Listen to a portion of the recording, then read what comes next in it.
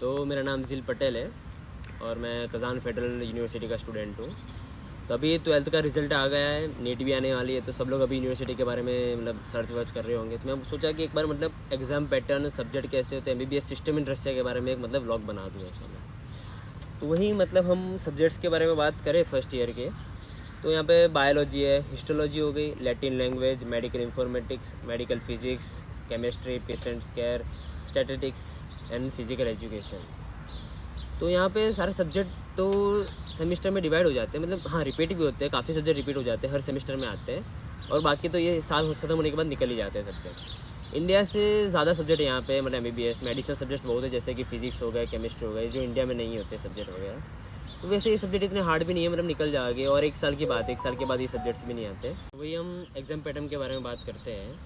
तो exam pattern में यहाँ पे 3 टाइप की मतलब टेस्ट होते हैं। एक तो कंट्रोल हो गए जो इंटरनल मार्क्स देते हैं, एक जांचेत हो गया और एग्ज़ाम हो गए, वो दोनों मतलब फाइनल एग्ज़ाम के बराबर कह सकते हैं। तो कुछ सब्जेक्ट जैसे होते हैं, जैसे फिजिक्स हो गए, रशियन हो गई, लैटिन हो गई, वो सबके जांचेत होते हैं।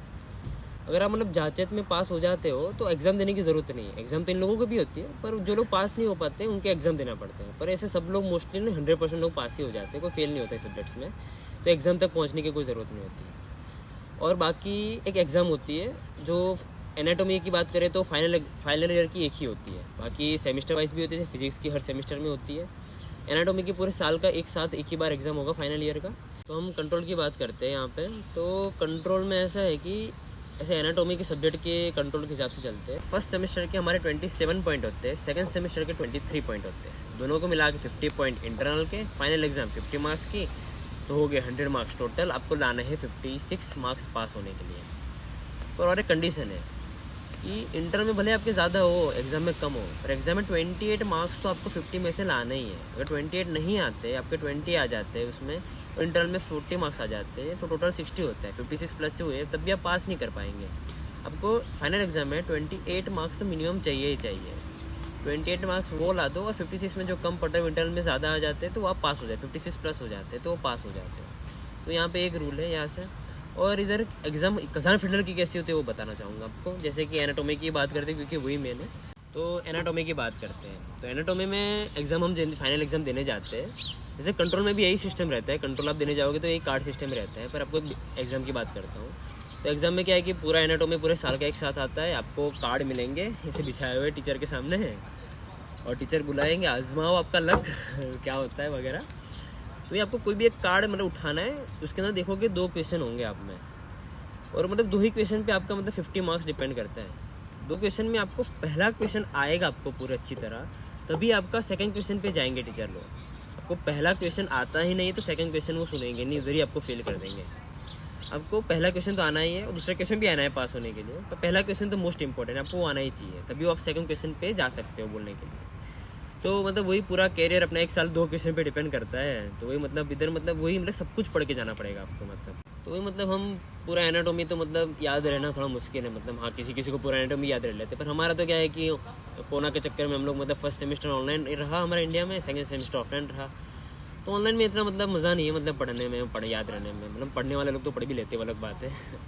तो वही मतलब हमारा थोड़ा मतलब पूरा सिलेबस एक साथ कवर करे वो थोड़ा मुश्किल है। तो वहाँ पे नसीब अपना अच्छा हो तो वही मतलब साथ देते हैं कि आप जो पढ़ के गए हो और वही क्वेश्चन आपको नसीब में कार्ड में मिल गए, तो आप तो मतलब आपको देख के पता चल जाएगा कि पास होने का नहीं हो रहा है। तो मेरा अपनी बात करूँ तो वही मतलब मेरा तो मतलब एक क्वेश्चन मतलब मैं पढ़ के गया था वो आया था, और एक क्वेश्चन था कि वो जो मुझे पढ़ा नहीं था, पर हाँ मतलब थोड़ा मतलब कंट्रोल मतलब दे रहा था क्लास में टेस्ट, तो मुझे याद था, तो थोड़ा मतलब बोल पाया, तो इससे आपसे अच्छे मार्क्स से मैं पास तो हो गया। मतलब वही है कि नसीब भी साथ लेके चलना है, और पढ़ाई तो मोस्ट इम्पोर्टेंट है ही यहाँ पे ऐसा। तो मैंने एग्ज़ाम के बारे में आपको तो बता दिया है, तो अब हम कंट्रोल के बारे में बताता हूँ आपको मैं। तो कंट्रोल में एनाटॉमी की बात करते हैं, तो कंट्रोल में यही सिस्टम होती है, कार्ड सिस्टम, वही 2 क्वेश्चन, बस खाली एक आपके लेबलिंग ऐड हो जाते हैं। कंट्रोल में आपको प्रिपेयर्ड मटेरियल की मतलब वो बोलेंगे कि आपको ह्यूमर दिखा दो वगैरह, एक्सिलरी आर्टरी कहाँ है, वो ये सब मतलब 10 लेवल के नाम हो गए, 10 लेवल आपको शो करने, उसी हिसाब से मार्क्स मिल जाएंगे आपको। और जांचेत की बात करें तो फर्स्ट ईयर में तो जैसे फिजिक्स, केमिस्ट्री, रशियन, लैटिन, वो सबके जांचेत होते हैं, तो जांचेत तो मतलब पास हो जाते हैं मतलब। और मतलब इंटरनल में आपके मतलब आप क्लास रेगुलर जा रहे हो, उनके टेस्ट रेगुलर दे रहे हो वगैरह, तो ऑटो पास ही मिल जाता है, जांचेत देने की भी ज़रूरत नहीं पड़ती। मतलब आप क्लास में परफॉर्मेंस अच्छा दो तो आपको ऑटो पास मिल जाता है। अगर आप परफॉर्मेंस नहीं दे पाते हो, किसी एब्सेंस ज़्यादा रहते हो, वही बीमार हो गए, तो आप एक जांचत दे दो, जांचत के थ्रू भी पास हो सकते हो। इतना हार्ड नहीं होता ये सब जांचत वगैरह, मतलब फर्स्ट ईयर के। हाँ, सेकंड ईयर के हार्ड होते हैं। फर्स्ट ईयर में मतलब तो मैंने अभी तक देखे तो सब लोग पास ही हो गए, मतलब कोई फेल नहीं होता इस सब्जेक्ट में, मतलब जांचत में फेल नहीं होता।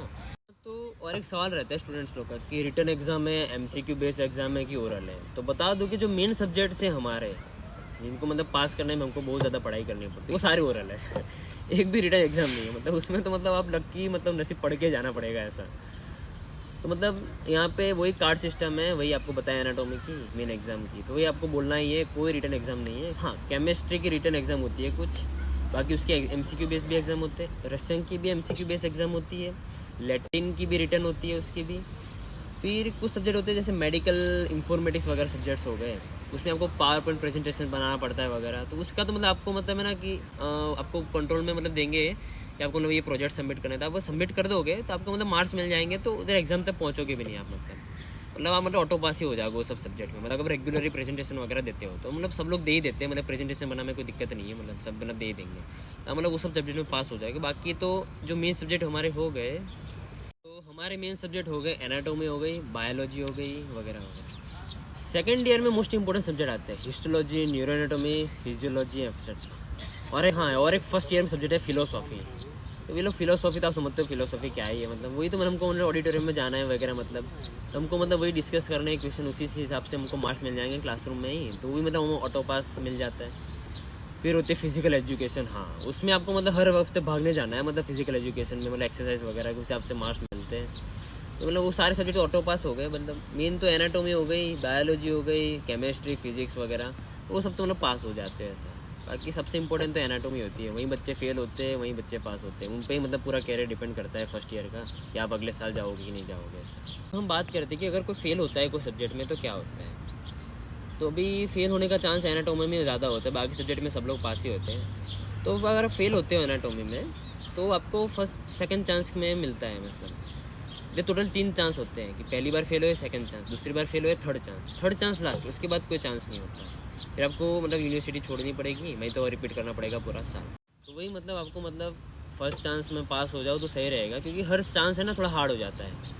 हमारे जो मेन टीचर्स होते हैं वो फर्स्ट चांस में बैठते हैं, पर कभी कभार कि सेकंड चांस में कंपलसरी बैठेंगे, और ये लोग मतलब सेकंड चांस में थोड़ा स्ट्रिक्ट लेते हैं वगैरह, थर्ड चांस में और स्ट्रिक्ट हो जाता है। थर्ड चांस में मतलब 1-2 बच्चे मतलब निकलते हैं पास होने में, सेकंड चांस में काफ़ी निकल जाते हैं पास होने, निकलते हैं मतलब पास हो जाते हैं।